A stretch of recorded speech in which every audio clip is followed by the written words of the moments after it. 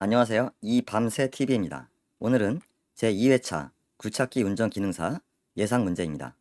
바로 보겠습니다. 1번 아래 보기에서 건설 기계의 차체 중량에 포함되는 것을 모두 고르시오. 기역 연료, 니은 냉각수, 디귿 작업 용구, 리을 운전자의 무게. 정답은 2번 기역과 니은 디귿인데요. 운전자의 무게를 제외한 연료, 냉각수, 작업 용구가 건설기계의 차체 중량에 포함이 됩니다. 건설기계의 중량은 건설기계 안전기준에 관한 규칙 제2조에 명시가 되어 있고요. 차체 중량은 연료, 냉각수, 윤활유 등을 가득 채우고 휴대 공구, 작업 용구, 그리고 예비 타이어까지 싣거나 부착을 하고 즉시 작업을 할 수 있는 상태에 있는 건설기계의 중량이고요. 여기서 조종사의 체중은 제외가 됩니다. 참고로 운전 중량은 차체 중량에 더해서 조종사가 탑승한 상태의 중량, 이거는 운전 중량이라고 하고요. 조종사 한 명의 체중은 65kg으로 합니다. 최대 적재 중량은 적재가 허용된 물질을 허용된 장소에 최대로 적재했을 때 적재된 물질 또는 화물의 중량을 최대 적재 중량이라고 합니다. 총 중량은 차체 중량의 적재 중량과 조종사까지 포함한 승차 인원의 체중을 합한 것을 총 중량이라고 합니다. 이 네 가지 중량에 관한 내용을 한번 잘 이해하시기 바랍니다. 2번 다음 중 굴착기를 주행 방식에 따라 분류할 때 옳게 나열된 것은? 좀 쉬운 문제인데요. 정답은 1번이죠. 타이어식과 무한궤도식입니다. 타이어에 의해서 차체가 지지가 되고 주행을 하는 타이어식 굴착기, 그리고 무한궤도식 굴착기, 주행 방식에 따라서 두 가지입니다. 3번 굴착기 작업 장치 중 안반 작업을 할 때 가장 효과적인 것은? 1. 리퍼 버킷, 2. V형 버킷, 3. 퀵 커플러, 4. 어스 오거. 정답은 1번 리퍼 버킷입니다. 리퍼 버킷은 아래에 있는 그림과 같은 모양이고요. 버킷을 탈착해서 다른 작업 장치로 바꾸지 않고도 안반이나 얼어붙은 지형을 긁어서 버킷을 이용한 굴착이 쉽도록 하는데 사용하는 작업 장치입니다. 이번에 V형 버킷은 도랑 파기 작업에 사용되는 버킷이고요. 3번의 퀵 커플러는 굴착기에 작업 장치를 신속하게 분리하고 결합할 수 있는 장치이고요. 4번의 어스 오거는 전신주, 교통 신호등 같은 기둥을 받기 위해서 기초 구멍을 팔 때 사용하는 작업 장치가 어스 오거입니다. 4번 굴착기의 작업 장치 중 진흙으로 된 집안에서 굴착 작업을 할 때 용이하게 사용되는 버킷은? 1. 셔블, 2. 이젝터 버킷, 3. 데몰리션, 4. 컴팩터. 정답은 2번 이젝터 버킷이고요. 아래와 같은 그런 모양의 버킷입니다. 이젝터 버킷은 버킷 안에 토사를 밀어내는 이젝터가 있어서 진흙 등의 굴착 작업에 사용하는 작업 장치이고요. 1번의 셔블은 장비보다 또는 지면보다 높은 지역의 굴착 작업에 적합하고요. 3번의 데몰리션은 굴뚝이나 건물 철거, 해체 등에 주로 사용하는 작업 장치입니다. 4번의 컴팩터는 집안을 다짐할 때 사용하는 작업 장치가 되겠습니다. 5번 굴착기 작업 시 전도를 방지하고 장비의 균형을 맞춰주기 위해 설치된 장치는? 정답은 1번 카운터 웨이트입니다. 카운터 웨이트는 상부 회전체의 제일 뒷부분에 쇳덩어리 같은 것으로 설치가 되어 있고요. 작업장치, 버킷에 중량물이 실릴 때 장비의 뒷부분이 들리는 것을 방지하고 밸런스를 유지하면서 굴착기가 앞으로 넘어진 것을 막아주는 장치, 이것이 카운터 웨이트 또는 평형추라고도 합니다. 6번 다음 중 굴착기 센터 조인트의 기능으로 가장 알맞은 것은? 정답은 2번 메인 펌프에서 공급되는 오일을 하부 유압 부품에 공급한다. 이것이 센터 조인트의 기능이 되겠습니다. 센터 조인트는 굴착기 상부 회전체의 중심부에 설치가 되어 있고요. 상부 회전체의 오일을 주행 모터로 공급하고 상부 회전체가 회전 중에도 하부에 있는 주행 모터에 오일을 원활하게 송유하는 역할을 합니다. 정답은 2번이고요. 1번을 보면 상부 회전체와 하부 구동체의 구동체를 고정시키는 역할을 한다. 1번은 선회 고정장치의 역할이고요. 3번 트랙의 진로를 조정하면서 주행 방향으로 트랙을 유도하는 역할을 한다. 이거는 하부 구동체인데요. 하부 구동체의 아이들러 또는 프런트 아이들러의 역할이 되겠습니다. 7번 무한 궤도식 굴착기에서 상부 롤러의 설치 목적으로 가장 알맞은 것은? 정답은 1번 트랙을 지지한다입니다. 하부 구동체에 보면 상부 롤러와 하부 롤러가 있는데요. 상부 롤러는 하부 구동체의 위쪽에 이렇게 2개 정도가 설치가 됩니다. 기능은 트랙을 지지하면서 밑으로 처지는 것을 방지하는 역할을 하고요. 아래쪽에 보이는 룰러, 이거는 하부 룰러죠. 하부 룰러는 트랙 룰러라고도 하고요. 굴착기 전체의 무게를 지지해주고 트랙 프레임 아래에 약 3개에서 7개 정도가 설치가 됩니다. 문제 2번에서 보면 굴착기의 중량을 지지한다. 이거는 하부 룰러의 기능이 되겠습니다. 8번 다음 중 무한 궤도식 굴착기 하부 주행체의 구성 부품이 아닌 것은? 1. 스프로킷 2. 트랙 롤러 3. 캐리어 롤러 4. 자재 이음. 정답은 4번 자재 이음입니다. 자재 이음은 타이어식 굴착기 건설기계의 조향계통 부품입니다. 무한 궤도식 굴착기의 하부 주행체의 구성 부품은 트랙 프레임, 그리고 상부 롤러 또는 캐리어 롤러라고 하고요. 다음 하부 롤러 또는 트랙 롤러, 다음 아이들러, 리코일 스프링, 스프로킷, 주행 모터, 트랙 등이 있습니다. 상부 롤러는 하부 주행체 위쪽에 설치가 되고요. 하부 롤러는 아래쪽에 3개에서 7개 정도가 설치가 되고, 아이들러는 하부 주행체 전방에 설치가 되고, 리코일 스프링은 아이들러의 뒤쪽 또는 트랙의 중앙부에 설치가 되어 있고요. 스프로킷과 주행 모터는 주행체의 뒤쪽에 설치가 되어 있습니다. 다음 보겠습니다. 9번 무한 궤도식 건설 기계에서 주행 유압 모터의 동력을 트랙에 전달하여 굴착기가 구동하도록 역할을 하는 것은? 1. 스프로킷 2. 아이들러 3. 캐리어 롤러 4. 센터 조인트. 정답은 1번 스프로킷이죠. 스프로킷은 하부 주행체의 뒤쪽에 설치가 되어 있고요. 주행 유압 모터의 동력을 트랙에 전달해서 굴착기가 구동하도록 하는 역할을 합니다. 정답은 1번 스프로킷입니다. 10번 무한 궤도식 굴착기가 주행 중 트랙이 벗겨지는 원인으로 보기 어려운 것은? 정답은 3번입니다. 리코일 스프링의 장력이 적당할 때라고 했는데요. 리코일 스프링이 장력이 적당할 때가 아니라 부족할 때 또는 느슨할 때입니다. 무한 궤도식 굴착기에 트랙이 벗겨지는 원인은 여러 가지가 있는데요. 경사지에서 작업을 할 때, 트랙이 너무 이완됐을 때 또는 유격이 너무 클 때, 고속주행 중 급선회를 했을 때, 프런트 아이들러와 스프로킷의 중심이 맞지 않을 때, 프런트 아이들러, 상하부 롤러 및 스프로킷의 만멸이 클 때입니다. 1번을 보면 고속 주행 중 급선회하거나 경사가 큰 장소에서 작업을 할 경우, 이거는 트랙이 벗겨지는 원인을 볼 수 있고요. 2번 전부 유동륜과 스프로킷의 마모, 이것도 맞는 내용이죠. 여기서 전부 유동륜은 프런트 아이들러 또는 아이들러라고 이해하시면 됩니다. 4번 전부 유동륜과 스프로킷의 중심이 맞지 않을 때, 전부 유동륜은 프런트 아이들러 그리고 뒤쪽에 있는 스프로킷, 이것이 중심이 맞지 않을 때, 이때 트랙이 벗겨지는 원인이 될 수가 있습니다. 다음 보겠습니다. 11번 무한 궤도식 건설 기계에서 트랙 장력을 측정하는 부위로 가장 적합한 곳은? 정답은 2번입니다. 트랙 장력을 측정하는 부위는 아이들러와 1번 상부 롤러 사이입니다. 그림에서 보시면 앞쪽에 있는 프런트 아이들러와 1번 상부 롤러가 보이죠? 이 사이에서 측정하는 것이 가장 적합한 곳이고요. 처진 상태가 30에서 40mm가 정상 범위입니다. 다음 보겠습니다. 12번 굴착기의 안전한 주행 방법으로 부적절한 것은? 정답은 3번입니다. 안반 지역에서는 트랙을 느슨하게 하고 고속으로 빠져나온다고 했는데요.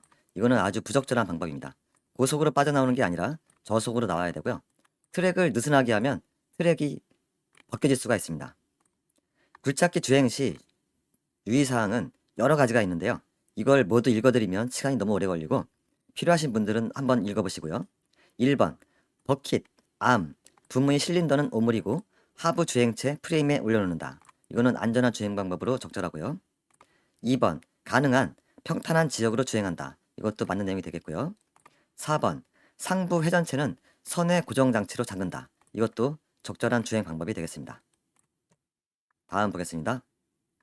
13번 겨울철 건설기계 운전 작업 종료 후 연료를 탱크에 가득 채우는 이유로 가장 적절한 것은? 정답은 1번입니다. 기온 차이로 인해서 연료 탱크에 수증기가 응축되어 수분이 생기는 것을 방지하기 위해서입니다. 13번의 문제는 옛날부터 나오던 문제인데요. 최근에도 문제가 나오고 있습니다. 겨울철에 연료를 가득 채우는 이유는 기온 차이로 인해서 연료 탱크에 수분이 생기는 것을 방지하기 위함이고요. 기포 방지라고 해도 맞는 표현이 될 수가 있습니다. 14번 굴착기 기관의 일상 점검에 대한 내용으로 적절하지 않은 것은? 정답은 1번입니다. 기관 가동 상태에서 오일 게이지를 점검한다 라고 했는데요. 이거는 아주 위험한 방법입니다. 기관이 가동 중일 때는 엔진 오일 등 윤활유 게이지를 점검하는 것은 위험한 행동입니다. 기관이 가동 중이라는 것은 엔진의 시동이 켜져 있다는 내용이고요. 이때는 오일의 온도하고 압력이 높아져서 정확한 확인이 어렵습니다. 2번 기관에서 윤활유가 누유되는 곳은 없는지 확인한다. 이건 일상 점검으로 맞는 내용이고요. 윤활유의 색깔과 점도를 확인한다. 이것도 맞는 내용이 되겠고요. 윤활유 급유 레벨은 오일 게이지의 F와 L, 풀과 로 사이에 있으면 정상이다. 이것도 맞는 내용이 되겠습니다. 15번 한정 기준 22.9kV 배전 선로 주변에서 작업을 할 때 작업자의 안전한 이격거리로 알맞은 것은? 정답은 2번 1.2m 이상입니다. 굴착기 작업은 위험하기 때문에 도시가스나 전기 설비 관련 작업 안전 문제가 자주 나오는데요. 고압선로 부근에서 굴착기 작업을 할 때는 감전 위험이 있기 때문에 이격거리를 확보해야 합니다. 한전 기준 22.9kV 배전선로는 1.2m 이상, 그리고 154kV 송전선로는 1.6m 이상, 345kV 송전선로는 3m 이상 이격거리를 유지해야 한다. 이거는 잘 기억하시면 되겠습니다. 정답은 2번 1.2m 이상입니다. 다음 보겠습니다. 16번 일반적으로 디젤 기관의 점화 또는 착화 방법은 무엇인가? 정답은 2번 압축 착화입니다. 디젤 기관은 압축 착화 방식을 이용하는데요. 공기를 고압으로 압축해서 500도씨 이상의 온도를 만든 뒤에 연료를 분사해서 착화하는 방식이고요. 4번의 불꽃 점화 방식은 가솔린 엔진과 LPG 엔진 등에서 사용을 하고요. 실린더 내에 점화 플러그를 통해서 전기 스파크, 불꽃을 발생시켜서 점화, 연소시키는 방식은 불꽃 점화 방식이 되겠습니다. 17번 다음 중 디젤 기관에서 실화가 발생할 때 나타나는 현상으로 옳은 것은? 정답은 4번 엔진 출력이 저하된다입니다. 여기서 실화라는 용어는 실린더 내에서 폭발이 일어나지 못하는 현상, 연소실 내에서 연소가 희박 또는 과다, 약한 압축 등으로 인해서 연소가 완료되기 전에 불꽃이 소멸되는 현상을 실화라고 합니다. 실화가 발생하면 엔진 출력이 저하되고 진동과 소음이 발생하고 배출가스가 증가하는 문제가 발생합니다. 문제 1번, 2번, 3번을 보면 연료 소비가 감소한다. 이건 틀린 내용이죠. 기관이 관행한다. 이것도 틀린 내용이고요. 냉각수가 유출한다. 이것도 틀린 내용이고요. 정답은 4번 엔진 출력이 저하된다가 되겠습니다. 18번 다음 중 디젤 기관에서 피스톤 링의 3대 작용과 거리가 먼 것은?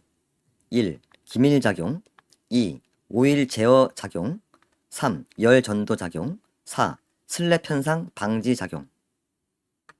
정답은 4번입니다. 슬랩 현상 방지 작용은 피스톤 링의 작용과 관련이 없고요. 피스톤 링은 피스톤이 왕복 운동을 할 때 실린더와 피스톤 사이에 기밀 유지를 위해 장착을 합니다. 부품에는 압축 링과 오일 링이 있는데요. 압축 링은 열 전도 작용을 하고 오일 링은 오일 제어 기능을 합니다. 문제의 1번과 2번, 4번 기밀 작용, 오일 제어 작용, 열 전도 작용은 피스톤 링의 3대 작용에 해당이 되고요. 슬랩 현상 방지 작용은 관련이 없는 내용이 되겠습니다. 19번 기관의 커넥팅 노드의 길이가 길어질 경우 나타나는 현상으로 관계가 없는 것은? 정답은 3번입니다. 엔진의 높이가 낮아진다라고 했는데요. 낮아지는 게 아니라 엔진의 높이가 높아집니다. 정비사 시험이 아니라 운전 기능사 수준의 시험이기 때문에 엔진 부분은 심도 있게 볼 필요가 없는데요. 아래쪽 그림에서 보시면 크랭크 축이 있고 피스톤이 있습니다. 커넥팅 로드는 피스톤과 크랭크 축을 연결해주는 봉 형태의 부품이고요. 커넥팅 로드가 길어지면 측압이 작아지고 실린더 마멸이 감소하고 엔진의 높이가 높아지고 무게는 무거워집니다. 문제의 지문에서 보면 1번 측압이 작아진다. 이거는 맞는 내용이 되겠고요. 실린더의 마멸이 감소한다. 이것도 맞는 내용이고요. 엔진의 무게가 무거워진다. 이것도 맞는 내용입니다. 2번에서 엔진의 높이가 낮아진다라고 했는데 낮아지는 게 아니라 당연히 엔진 높이가 높아지게 되어 있습니다. 다음 보겠습니다.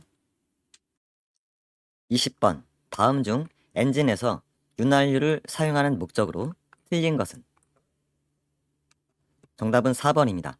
발화성 향상은 윤활유를 사용하는 목적하고 관련이 없고요. 엔진 오일은 윤활유죠. 엔진 오일의 윤활 작용은 크게 6가지로 볼 수가 있는데요. 마멸 방지 작용, 밀봉 작용, 세정 작용, 냉각 작용, 방청 작용, 응력 분산 작용 이렇게 볼 수가 있습니다. 1번을 보면 실린더 내의 기밀 유지. 이거는 밀봉 작용이죠. 밀봉 작용. 2번 마찰 감소. 이거는 마멸 방지 작용. 3번 오염물질 흡수. 이거는 윤활유의 세정 작용이 되겠습니다.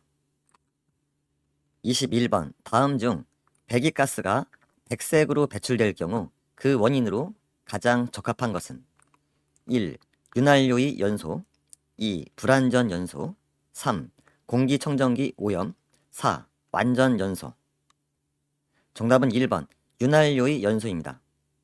배기가스의 색깔은 완전 연소가 될 때는 무색이고요.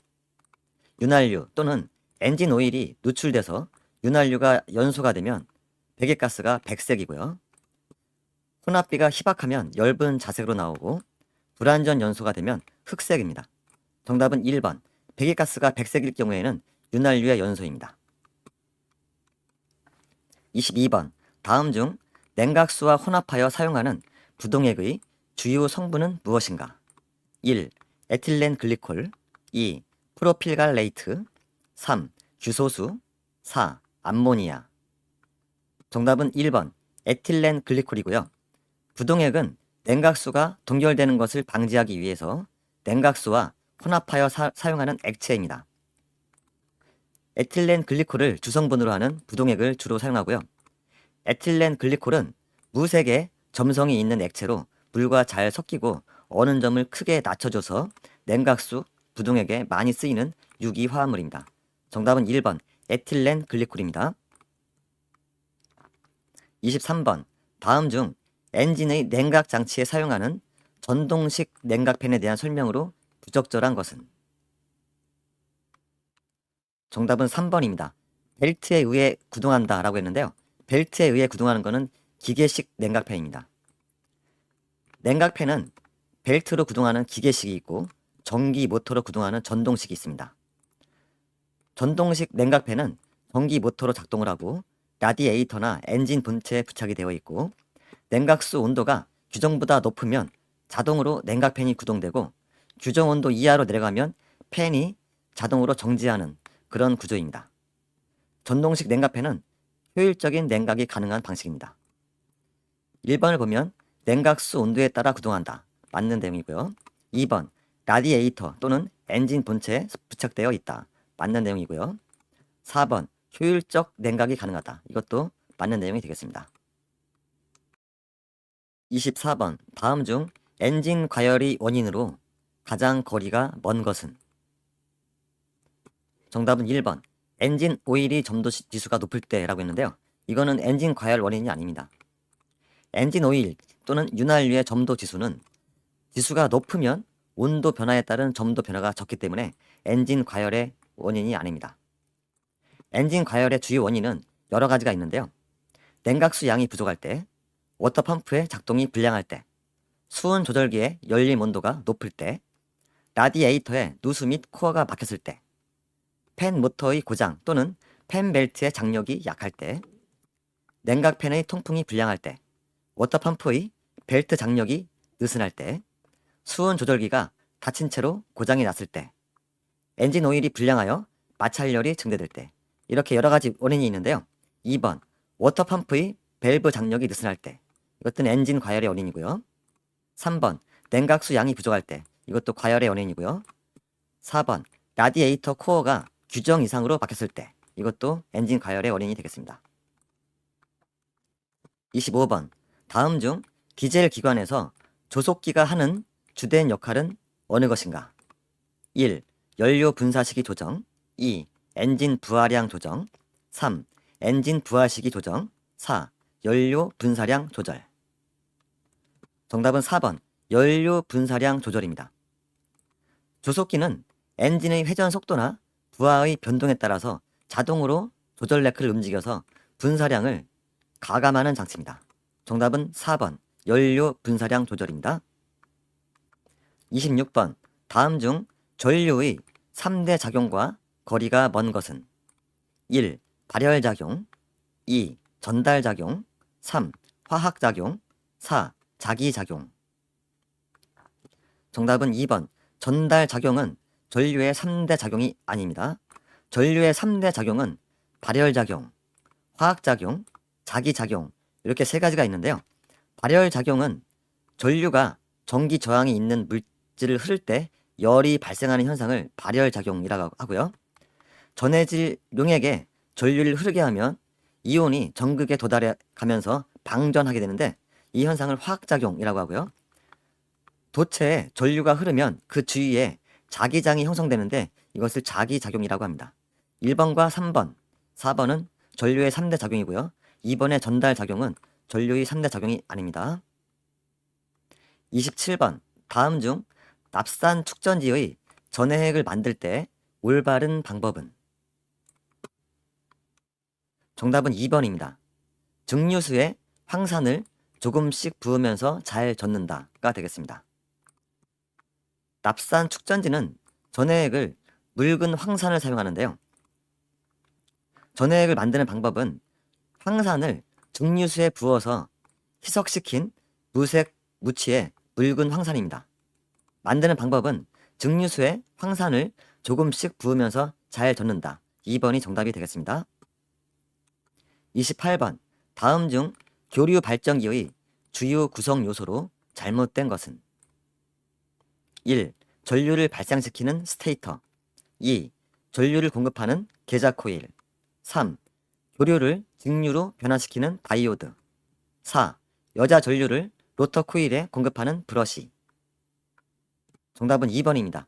전류를 공급하는 계자 코일. 이거는 직류 발전기의 구성 요소이고요. 교류 발전기의 구성 부품은 로터, 스테이터, 브러시, 정류기 또는 다이오드, 그리고 발전기, 전압 조정기가 있는데요. 교류 발전기의 구성 요소 그리고 주요 기능은 문제에 잘 나오기 때문에 내용을 한번 잘 보셔야 됩니다. 1번 전류를 발생시키는 스테이터. 스테이터는 전력을 발생시키는 부품이고요. 3번 교류를 직류로 변환시키는 다이오드. 다이오드는 정류기라고도 하고요. 교류 전류를 직류 전류로 바꾸어서 출력하는 기능을 합니다. 4번 여자 전류를 로터 코일에 공급하는 브러시. 브러시는 여자 전류를 로터 코일에 공급하는 부품입니다. 내용을 한번 잘 읽어보시면 도움이 되겠습니다. 29번 다음 중 납산 축전지가 방전되어 충전을 할 때 일반적인 주의사항에 대한 설명으로 틀린 것은? 정답은 2번입니다. 충전 전류는 축전지 용량과 같게 한다라고 했는데요. 이거는 아주 잘못된 방법이고요. 일반적으로 축전지의 충전 전류는 축전지 용량의 0.1에서 0.2배 정도로 합니다. 그리고 급속 충전을 할 때는 축전지 용량의 0.3에서 0.5배 정도로 충전을 합니다. 축전지를 충전할 때는 주의사항이 있는데요. 충전 시간을 가능한 짧게 하고요. 충격을 가하지 말고 축전지의 벤트 플러그를 전부 열고 충전을 하고요. 불꽃이 발생하지 않도록 주의해야 하고 전해액의 온도가 45도 이상이 되면 충전을 중지해야 합니다. 그리고 충전 중에 수소가스가 발생하기 때문에 통풍이 잘 되는 곳에서 충전을 해야 하고요. 발전기 실리콘의 다이오드 파손 방지를 위해서 축전지 케이블 선을 모두 떼어내고서 충전을 해야 합니다. 1번을 보면 충전 중 전해액의 온도가 45도가 넘지 않도록 한다. 맞는 내용이고요. 3번 충전 중 가스가 많이 발생하면 충전을 중단한다. 이것도 맞는 내용이 되겠고요. 4번 통풍이 잘 되는 곳에서 한다. 이것도 당연히 맞는 내용이 되겠습니다.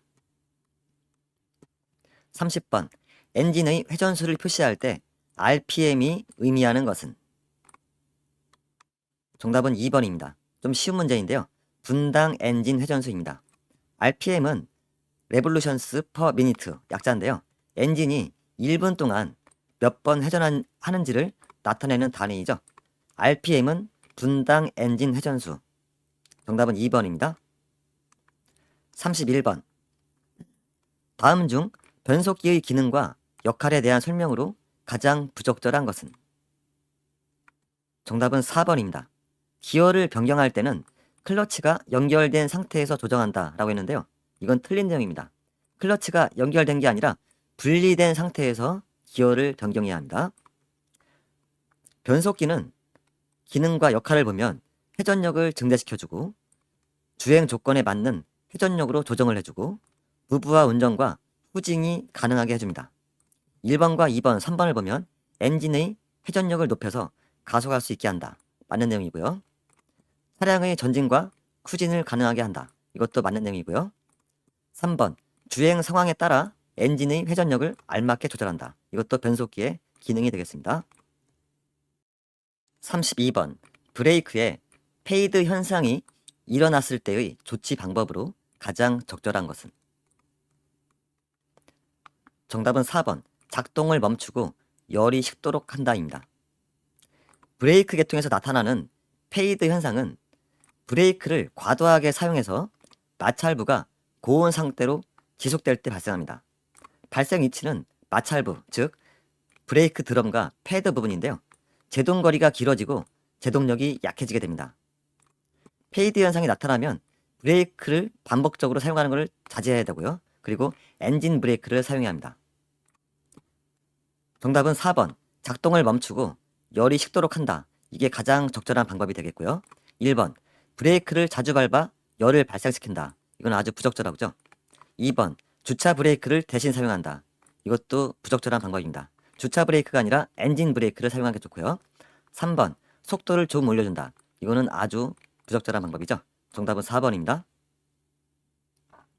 33번 다음 중 타이어의 구조에 대한 설명으로 적절하지 않은 것은?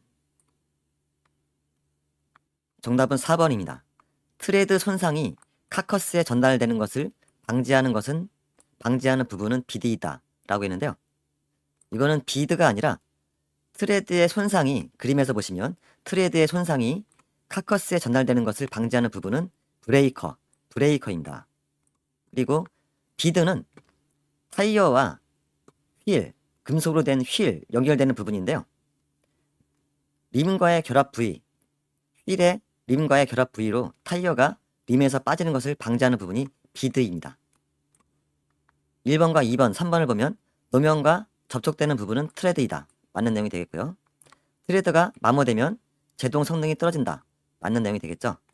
3번 고무로 피복된 코드를 여러 겹으로 겹친 층으로 골격을 이루는 부분은 카커스이다. 이것도 맞는 내용이 되겠습니다. 타이어의 구조는 아래 정리한 부분을 한번 읽어보셔도 되겠습니다. 34번 다음 중 유압장치를 가장 적절하게 표현한 것은? 정답은 2번입니다. 유체의 압력 에너지를 이용하여 기계적인 일을 하도록 하는 것입니다. 유압장치는 유체 또는 액체에 압력을 가해서 요구되는 일을 시키는 것으로 압력 에너지를 실제 일을 하도록 기계적 에너지로 변환시키기 위한 에너지 전달 장치입니다. 정답은 2번. 유압장치는 유체의 압력 에너지를 이용해서 기계적인 일을 하도록 하는 것. 이렇게 암기해 두시면 되겠습니다. 35번. 다음 중 작동류 또는 유압류 속에 용의 공기가 기포로 발생하여 소음과 진동이 발생되는 현상은? 1. 캐비테이션 현상. 2. 노킹 현상. 3. 발화 현상. 4. 조기 착화 현상. 정답은 1번. 캐비테이션 현상입니다. 캐비테이션 현상은 공동 현상이라고 하고요. 작동류 또는 유압류에 액체 중에 용해되어 있던 공기가 분리되면서 기포를 만들고 공동부가 생기는 현상인데요. 이때는 압력이 증가하고 소음과 진동이 발생하게 됩니다. 정답은 1번. 캐비테이션 현상입니다. 36번. 유압 계통에서 유압류의 온도를 적정하게 유지하기 위한 장치는? 1. 오일 쿨러. 2. 스트레이너. 3. 릴리프 밸브. 4. 오일 탱크. 정답은 1번. 오일 쿨러죠. 오일 쿨러는 오일 냉각기라고 해도 되고요. 작동류의 온도 상승을 방지하기 위해서 회로 내에 설치하는 것이 오일 냉각기 또는 오일 쿨러가 되겠습니다. 37번. 유압 펌프에서 소음이 발생하는 원인으로 적절하지 않은 것은? 정답은 1번입니다. 펌프 속도가 너무 느린 경우라고 했는데요. 펌프의 속도가 느린 경우 소음이 발생하는 원인은 아닙니다. 유압 펌프는 엔진 등의 기계적 에너지를 이용해서 작동류의 압력과 속도의 유체 에너지를 갖게 해주는 장치인데요. 소음이 발생하는 원인은 오일의 점도가 너무 높을 때, 오일의 양이 적을 때, 오일에 공기가 들어갔을 때입니다. 지문에서 2번과 3번, 4번을 보면 오일에 공기가 들어가거나 오일의 양이 너무 적거나 오일의 점도가 너무 높은 경우에 유압 펌프에서 소음이 발생하는 원인이 되겠습니다. 다음 보겠습니다. 38번. 유압 작동기 종류 중 직선으로 왕복 운동만 하는 것은? 1. 유압 실린더. 2. 유압 모터. 3. 요동 모터. 4. 베인 모터. 정답은 1번 유압 실린더입니다. 유압 작동기는 액추에이터라고도 하고요. 유압 기기 중에서 유체 에너지를 받아서 기계적인 일을 하는 기기의 총칭인데요. 직선 왕복 운동을 하는 유압 실린더, 그리고 연속 회전 운동을 하는 유압 모터, 그리고 회전 요동 운동을 하는 요동 모터, 이렇게 분류할 수가 있습니다. 직선으로 왕복 운동만 하는 것은 유압 실린더가 되겠습니다. 39번. 다음 중 유압 모터의 종류가 아닌 것은? 1. 기어 모터. 2. 베인 모터. 3. 요동 모터. 4. 플런저 모터. 정답은 요동 모터인데요. 유압 모터는 펌프에서 발생된 유체 에너지를 이용해서 회전 운동을 하는 기기이고요. 종류는 기어 모터, 베인 모터, 플런저 모터가 있습니다.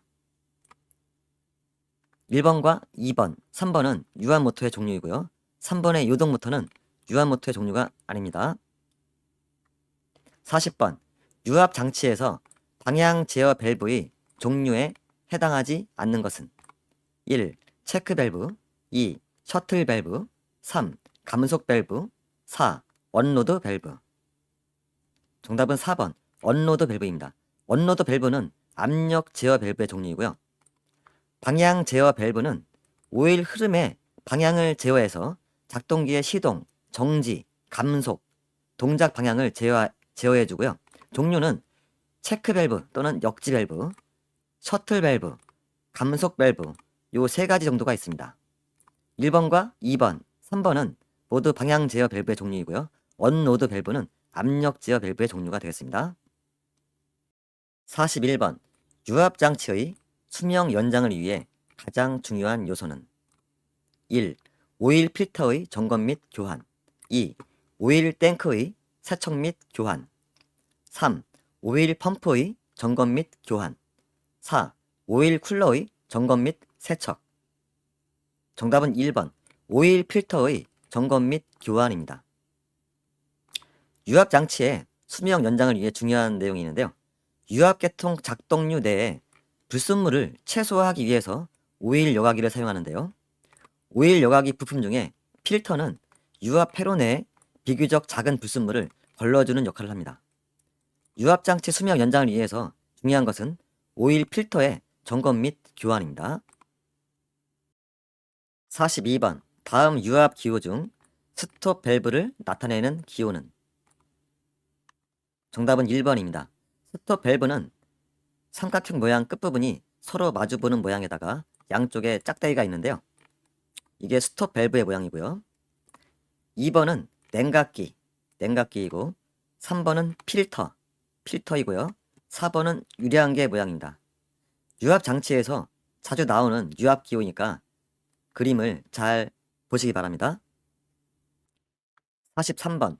다음 중 특별 표지판을 부착하여야 할 건설 기계의 범위에 해당하지 않는 것은? 정답은 1번입니다. 길이가 16m인 건설 기계라고 했는데요. 16.7m를 초과하는 건설 기계는 특별 표지판을 부착해야 하는 대상입니다. 특별 표지판 부착 대상은 건설 기계 안전 기준에 관한 규칙에 규정이 되어 있는데요. 시험 문제에 가끔 보이는 내용이니까 내용을 알고 있어야 됩니다.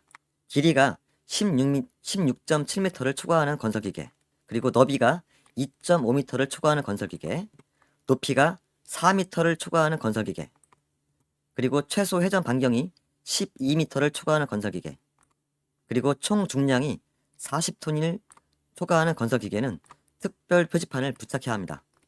문제의 2번과 3번, 4번. 최소 회전 반경이 10m인 건설 기계, 회전 반경이 12m를 초과하니까 특별 표지판 부착 대상이고요. 높이가 5m인 건설 기계, 높이가 4m를 초과하니까 부착 대상이고요. 총 중량이 50톤인 건설 기계, 총 중량이 40톤을 초과하니까 특별 표지판 부착 대상이 되겠습니다. 44번. 다음 중 건설 기계를 등록하기 전에 임시 운행할 수 있는 사유에 해당하지 않는 것은? 정답은 3번입니다. 정기검사를 받기 위하여 건설기계를 검사 장소로 운행할 때라고 했는데요. 정기검사를 받는다는 것은 이미 건설기계로 등록이 된 상태입니다. 미등록된 건설기계는 사용을 금지하고 있는데 국토교통부령으로 임시 운행하는 경우를 정하고 있습니다. 시험에 잘 나오는 내용이라서 1회차에서 다뤘던 내용이고요. 1번. 신규 등록 검사 및 확인 검사를 받기 위하여 건설기계를 검사 장소로 운행하는 경우 임시 운행 사유가 되고요. 수출을 하기 위하여 건설기계를 선적지로 운행하는 경우 이것도 임시 운행 사유고요. 신개발 건설기계를 시험 연구 목적으로 운행하는 경우 이것도 임시 운행 사유가 되겠습니다. 45번. 다음 중 대여 사업용 건설기계 등록 번호표의 색상은? 정답은 1번. 주황색 바탕에 검은색 문자입니다. 건설기계 등록 번호표의 색상은 비사업용, 관용이나 자가용으로 쓸 경우에는 흰색 바탕에 검은색 문자이고요. 대여 사업용일 때는 주황색 바탕에 검은색 문자입니다. 정답은 1번입니다. 46번. 건설기계관리법상 건설기계의 구조 변경 검사는 구조를 변경 또는 개조한 날로부터 며칠 이내에 검사 신청을 해야 하는가? 정답은 4번 20일입니다. 구조 변경 검사는 구조 변경을 받으려는 자가 구조를 변경 또는 개조한 날로부터 20일 이내에 신청을 해야 합니다. 정답은 4번입니다. 47번. 시도지사는 건설기계가 검사에 불합격한 경우 검사를 완료한 날로부터 며칠 이내에 건설기계 소유자에게 정비 명령을 해야 하는가? 정답은 2번 10일 이내입니다. 건설기계법에 의하면은 검사의 불합격한 건설기계는 검사를 완료한 날로부터 10일 이내에 정비 명령을 해야 합니다. 그리고 정비 기간은 31일 이내의 기간을 정해서 하도록 하고 있습니다. 이 숫자 10일 이내 그리고 31일 이내 기억을 해두시면 도움이 되겠습니다. 다음 보겠습니다. 48번 다음 중 구조 변경 검사를 받으려는 건설기계의 구조 변경 범위에 대한 설명으로 부적절한 것은 1. 원동기의 형식 변경 2. 길이, 높이의 변경 3. 조향장치의 형식 변경 4. 등록된 차대의 변경. 정답은 4번 등록된 차대의 변경입니다. 차대가 변경된 경우에는 구조 변경 범위가 아니고요. 말소, 등록기계 말소 사유에 해당이 됩니다. 구조 변경의 범위는 여러 가지가 있는데요. 1번과 2번, 3번 원동기의 형식 변경, 길이, 높이의 변경, 조향장치의 형식 변경 1, 2, 3번은 모두 구조 변경 범위에 해당이 되고요. 구조 변경 불가 범위가 있는데요. 건설기계의 기종 변경, 적재함 용량의 증가, 건설기계 규격의 증가, 그리고 등록된 차대의 변경 요 네 가지는 구조 변경 불가 대상입니다. 요 내용은 기억해 두시는 게 좋겠습니다. 49번 소형 건설기계 조종에 관한 교육 과정 중 18시간 교육을 받고 조종사 면허를 취득할 수 있는 건설기계는 어느 것인가? 정답은 4번 5톤 미만의 불도저입니다. 소형 건설기계는 정식으로 시험을 보지 않고 교육을 받으면 면허증을 받을 수가 있는데요. 12시간 교육을 받고 면허를 받을 수 있는 건 3톤 미만, 3톤 미만의 굴착기, 로더, 지게차이고요. 그리고 18시간 교육을 받고 면허증을 받을 수 있는 거는 3톤 이상 5톤 미만의 로더, 그리고 5톤 미만의 불도저, 그리고 5톤 미만의 콘크리트 펌프입니다. 50번 다음 중 교통안전 표지에 대한 설명으로 맞는 것은? 정답은 4번 화물 자동차 통행 금지죠. 이렇게 통행 금지 표시가 되어 있는데 화물차 모양으로 되어 있고요. 1번 위험물 적재 차량 통행 금지 왼쪽 하단에 있는 그림 모양입니다. 그리고 승합 자동차 통행 금지는 가운데 그림 모양이고요.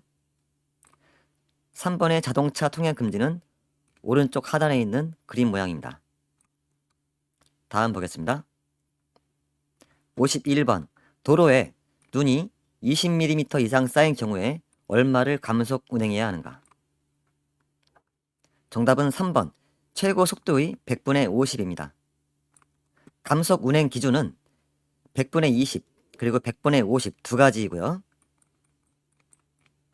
눈이 20mm 이상 쌓인 경우에는 100분의 50을 감속해야 되고요.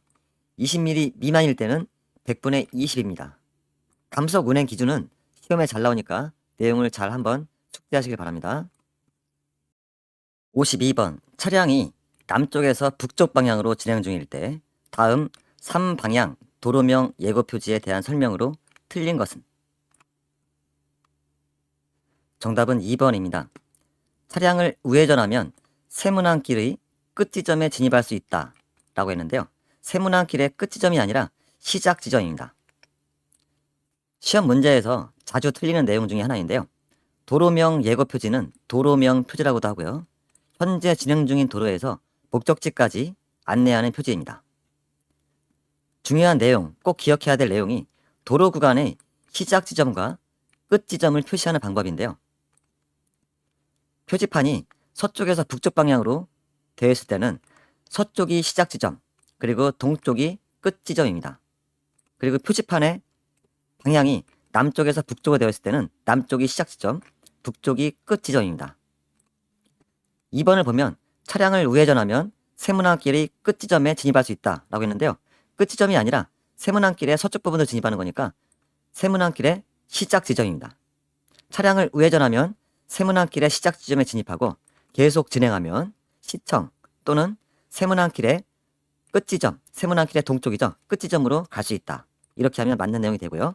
1번을 보면 차량을 좌회전하면 충정로의 끝 지점에 진입할 수 있다. 맞는 내용이죠. 충정로의 동쪽 부분으로 진입을 하니까 동쪽은 끝이죠. 충정로의 끝 지점에 진입할 수 있다. 맞는 내용이고요. 3번 차량을 좌회전하면 충정로를 통해 신촌역으로 갈 수 있다. 맞는 내용이고요. 4번 차량을 계속 직진하면 연신내역으로 갈 수 있다. 이것도 맞는 내용이 되겠습니다. 53번 다음 중 기계나 동력장치, 구조물 등의 사이에 신체 일부가 끼이는 사고를 무엇이라 하는가? 1. 낙하 2. 붕괴 3. 전도 4. 협착. 정답은 4번 협착입니다. 산업재해 종류에는 여러 가지가 있는데요. 기계나 구조물 사이에 신체 일부가 끼이는 사고는 협착이라고 합니다. 1번의 낙하. 낙하는 물체가 아래로 떨어지면서 작업자를 가격하는 사고이고요. 2번의 붕괴는 무너지는 사고. 3번의 전도는 물체나 구조물이 넘어지는 사고입니다. 다음 보겠습니다. 54번 산업재해 발생 시에 재해 조사의 목적으로 보기 어려운 것은? 정답은 4번입니다. 사고 유발자에 대한 처벌 수위 결정이라고 했는데요. 이건 재해 조사의 목적으로 보기 어렵고요. 산업재해 조사 목적은 재해 원인 규명 및 산업재해 예방자료 수집, 적절한 예방대책 수립, 동종 및 유사재해 방지입니다. 1번과 2번, 3번 재해의 원인 규명은 재해 조사의 목적이 맞고요. 산업재해 예방자료 수집, 이것도 재해 조사의 목적이고요. 동종 및 유사재해 발생 방지, 이것도 재해 조사의 목적이 되겠습니다. 최근 기출문제가 있었는데요. 재해 조사의 목적으로 보기 어려운 것은 이 아니라 재해 조사의 목적으로 가장 적합한 것은 이라고 했을 때 정답은 예방대책 수립입니다. 꼭 기억해 두시기 바랍니다. 55번 안전화, 전련화 등 산업 현장에서 착용하는 발보호구의 주요 기능이 아닌 것은? 1. 미끄럼 방지 2. 충격 보호 3. 자외선 차단 4. 감전 위험 방지. 정답은 3번 자외선 차단이죠. 자외선 차단은 발보호구하고 기능과 별 관련이 없고요. 발보호구는 안전화, 절연화, 내화학화, 방수화 등이 있는데요. 1번과 2번 미끄럼 방지와 충격 보호는 안전화의 기능이고요. 4번 감전 위험 방지는 절연화의 기능이 되겠습니다. 56번 다음 그림에서 산업안전보건 표지가 나타내는 것은 무엇인가? 정답은 4번 위험장소 경고입니다. 노란색 바탕에 느낌표가 있으면 위험장소 경고이고요. 1번의 고온 경고는 노란색 바탕에 화살표는 위쪽으로 향하고 있고 온도계 모양이 있습니다. 그리고 2번의 저온 경고는 가운데 그림이죠. 노란색 바탕에 화살표는 아래쪽으로 향하고 있고 온도계 모양이 있죠. 그리고 3번 매달린 물체 경고는 오른쪽 하단에 있는 그림인데요. 사람이 매달린 물체에 서 있는 모양이죠. 매달린 물체 경고가 되겠습니다. 57번 다음 중 전기 용접 작업 시 작업자의 감전 방지를 위해 설치하는 방호 장치는? 1. 급정지 장치 2. 역화 방지 장치 3. 안전 덮개 가드 4. 자동 전격 방지 장치. 정답은 4번 자동 전격 방지 장치입니다. 전기 용접 작업 시에 감전 방지를 위해 자동으로 전압을 낮춰주는 장치가 자동 전격 방지 장치입니다. 1번의 급정지 장치는 긴급 정지가 필요할 때 사용하는 장치이고요. 2번의 역화 방지 장치는 가스 용접기에서 화염이 역류하는 것을 방지하는 장치이고요. 3번의 안전 덮개는 회전부, 연삭기 같은 공구에서 회전부와 접촉을 방지해주는 장치. 이거 안전 덮개가 되겠습니다. 58번 다음 중 연삭기를 사용하여 작업을 할 때 발생하기 쉬운 사고와 가장 거리가 먼 것은? 정답은 2번이죠. 작업자 발의 협착이라고 했는데 연삭기는 주로 손으로 사용하기 때문에 발이 협착되는 일은 가능성이 낮습니다. 연삭기 사용 시 주의사항이 있는데요. 비산 방지를 위해서 안전 덮개를 설치할 것, 보안경과 방진 마스크를 착용할 것, 균열이 발생할 수 있으므로 숫돌의 측면은 사용을 금지할 것 등이 있습니다. 1번에 보면 비산하는 입자, 이거는 연삭기 사용할 때 발생하기 쉬운 사고가 해당이 되고요. 3번 작업자의 손이 말려 들어감, 이것도 발생하기 쉬운 사고고요. 4번 회전하는 연삭 숫돌의 파손, 이것도 연삭기에서 발생하기 쉬운 사고가 되겠습니다. 59번 작업장에서 공구 취급 시 주의사항으로 가장 부적절한 것은? 정답은 4번입니다. 작업 중에는 공구를 옆 사람에게 던져서 전달한다 라고 되어 있는데요. 이건 아주 부적절한 행동이죠. 공구 취급 시 주의사항은 상식적인 문제인데요. 안전수칙은 어려운 내용이 아니니까 한번 읽어보시면 되겠고요. 1. 용도 이외에는 사용하지 않는다. 이거는 주의사항으로 적절하고요. 공구에 묻은 기름, 물 등을 닦아내고 청결하게 보관한다. 이것도 주의사항으로 적합하고요. 3. 사용 전에 이상 유무를 점검한다. 이것도 공구 취급 시 주의사항으로 적절한 내용이 되겠습니다. 60번 다음 중 B급 화재에 대한 설명으로 가장 적합한 것은? 정답은 1번입니다. 유리 화재이며 재가 거의 남지 않는다. B급 화재에 해당하는 내용이죠. 2번 전기 절연성이 있는 수화기로 수화해야 한다. 2번은 전기 절연성 화재니까 C급 화재가 되겠습니다. 3번 금속이 고온에서 자체 연소하여 물과 반응하여 폭발 위험이 있다. 3번은 금속성 화재니까 D급 화재가 되겠습니다.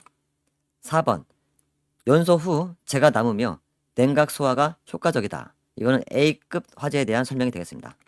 정답은 1번 유류 화재이며 재가 거의 남지 않는다가 B급 화재에 해당이 되겠습니다. 여기까지 제2회 최근 기출문제 위주로 문제풀이를 했고요. 다음 3회차 예상 문제도 올려드리겠습니다. 감사합니다.